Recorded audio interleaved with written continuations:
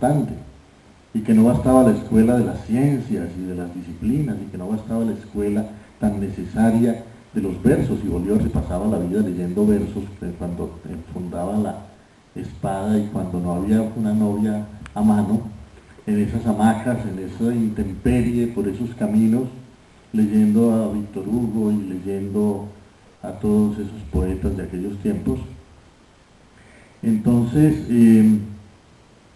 Simón Rodríguez fue definitivo para transmitirle el espíritu de la época.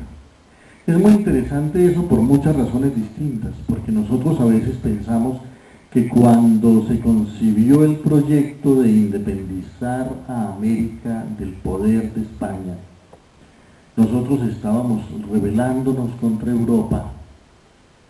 y soñando con construir una suerte de Arcadia americana. Y no fue así. En realidad, la independencia de América no fue una ruptura con Europa. Fue una ruptura con España porque a aquellos hombres de comienzos del siglo XIX les parecía que España no era suficientemente europea, no era suficientemente moderna, no era suficientemente liberal, no estaba avanzando suficientemente rápido por el camino de la razón, de la libertad, de la república, de la democracia, de todos esos sueños que había atonado Europa a lo largo del siglo XVIII. Era temprano para que en América descubriéramos que también había un saber indígena del cual beber y hacia el cual inclinarse. Era temprano para saber que nosotros teníamos un legado africano que heredar, del cual aprender tantas sabidurías de la estética, del conocimiento, de la vida, ¿no? Por entonces lo importante era romper con España, y romper con España era fundamentalmente romper con la Edad Media, porque lo que había traído España aquí, España que fue paradójicamente la fundadora de la modernidad, era un fardo de Edad Media que nosotros, por ejemplo los colombianos, no nos hemos podido sacudir, a pesar de 2 siglos de haber expulsado de aquí a los españoles. Todavía de muchas maneras distintas nosotros permanecemos hundidos en las nieblas de la Edad Media, en las nieblas de una superstición, en las nieblas de una exclusión, en las nieblas de unos racismos, en las nieblas de unos clericalismos que son de la Edad Media. Y sin embargo lo que inspiraba a esos patriotas y a esos grandes hombres de comienzos del siglo XIX era el sueño de la libertad, de la razón, de la modernidad, de la república, de la democracia.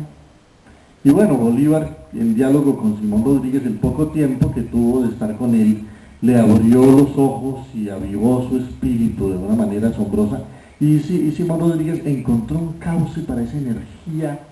indómita. Bolívar era como un volcán a punto de hacer erupción, había una rebeldía en él, una insatisfacción, una necesidad de acción, que se parecía mucho a la de algunos hombres de su tiempo, sobre todo en Europa.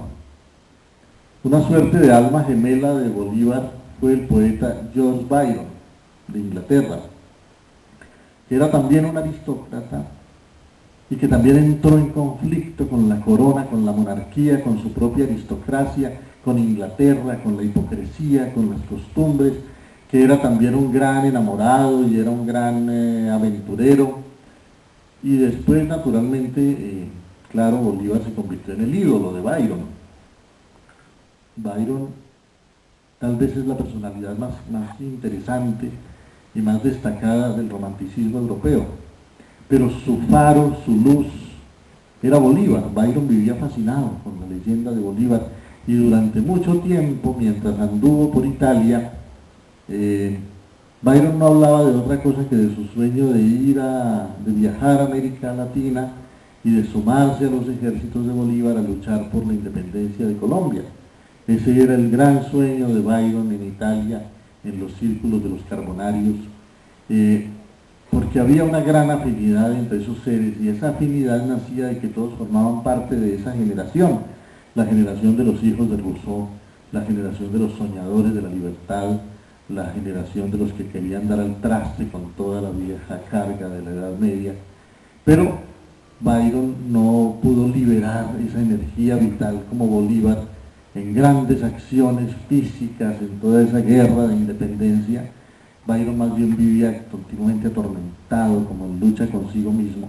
y solo gracias a la poesía pudo redimir un poco ese destino tan conflictivo y tan turbulento. Y bueno, Bolívar apenas intuía que su destino iba a ser el destino de un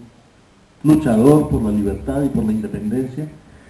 pero fue muy importante para él el que después de casarse con María Teresa del Toro en Madrid, cuando todavía él pensaba que no iba a ser más que un hacendado rico dedicado a sus ganados y a sus trapiches y a sus siembras de cacao, viajó con su esposa española a Venezuela de regreso y a los 6 meses murió ella. Bolívar tenía 19 años, no había cumplido los 20 cuando quedó viudo, y ese sentimiento de que había perdido a su padre y después había perdido a su madre y ahora que se enamoraba de una muchacha ya venía la muerte por ella, de alguna manera como que lo convenció de que él no había nacido para ser feliz y decidió más bien dedicar su vida a buscar la felicidad de los otros. En algún momento dijo eso y juró sobre la tumba de su esposa no volver a casarse nunca, y más bien dedicó su vida a la lucha por la libertad y por la independencia. Pero fueron muy importantes para él otras cosas. El hecho de que después de quedar viudo haya decidido volver a Europa e irse a Francia y entrar en Francia justo en el momento en que en Francia estaba ocurriendo un hecho histórico que sin que Bolívar lo supiera y sin que nadie lo supiera iba a cambiar para siempre el destino de la América Latina. Y era que un sargento de artillería que había tenido una carrera meteórica en la Armada de la Convención Francesa terminó convertido en emperador de Francia. Y estaba Bolívar en París en diciembre de 1804 cuando Napoleón decidió coronarse emperador. Bolívar admiraba mucho a Napoleón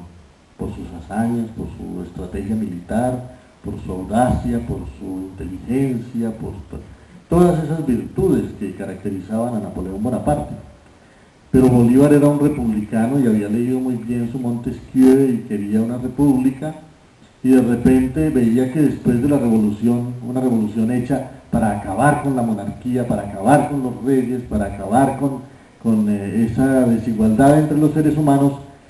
la conclusión final de la Revolución Francesa era que un sargento llegaba y se coronaba emperador otra vez. Y eso hizo hervir de indignación la sangre de Bolívar. Entonces él, que había recibido invitación especial para ser uno de los invitados especiales en los estrados de la Catedral de Notre Dame para ver la coronación de Napoleón, rasgó la invitación furioso y dijo que no iría, pero en realidad se deslizó furtivamente en medio del populacho, de la muchedumbre, y asistió a la coronación de Napoleón, y después asistió a algo aún más admirable que la coronación de Napoleón, que era la fiesta de 1 millón de personas embriagadas de adoración por aquel emperador. Y entonces Bolívar recorría las calles como con el alma dividida entre el asombro y la admiración por esa idolatría popular hacia Napoleón y la indignación que sentía de que Napoleón hubiera traicionado la causa de la libertad y la causa de la república y hubiera vuelto a entronizar la monarquía. Él siempre tuvo esa actitud ambivalente con respecto a Napoleón, admiraba muchas cosas de él, pero él quería otra cosa, y aunque quería y soñaba desde joven con merecer también ese mismo amor de los pueblos y esa misma admiración, tal vez quería merecerlos por una causa más justa, y en algún momento debió decirse que, bueno, que tal vez Napoleón había escogido convertirse en el emperador de los hombres para dejarle a otro el papel mucho más noble de libertador de las naciones. Y lo cierto es que fue creciendo en él esa vocación política, que no parecía trazada por su destino, pero que le fue siendo señalada por tantas cosas, ese amor por el pueblo que le llegó por caminos muy distintos. A pesar de ser un aristócrata como perdió a su padre y perdió a su madre, en realidad fue criado por los esclavos de la hacienda, y en particular por la esclava Hipólita, que fue prácticamente su madre. Es la única madre que he conocido, dijo Bolívar, y aprendió de ese mundo de los esclavos, de las haciendas, muchas de las verdades más profundas. Yo creo que la única ternura real que él recibió en su infancia fue la ternura que le dieron tanto su nodriza Hipólita como otra esclava de la hacienda llamada Matea, con la que él jugaba mucho y cabalgaba por las llanuras en los primeros tiempos de su vida. Entonces había en él una mezcla muy compleja de ese mundo aristocrático, pero también de otra cosa. Él se volvió de alguna manera un llanero, un gran nadador, un gran jinete, era un buen espadachín, como lo demostró más de una vez cuando querían requisarlo en los callejones de Madrid,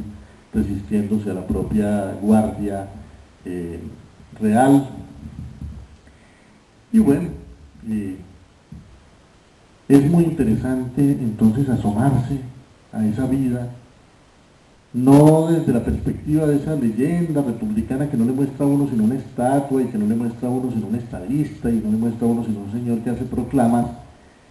sino ver la complejidad de un destino y la manera como se fue construyendo ese destino. Ahora, a mí lo que más me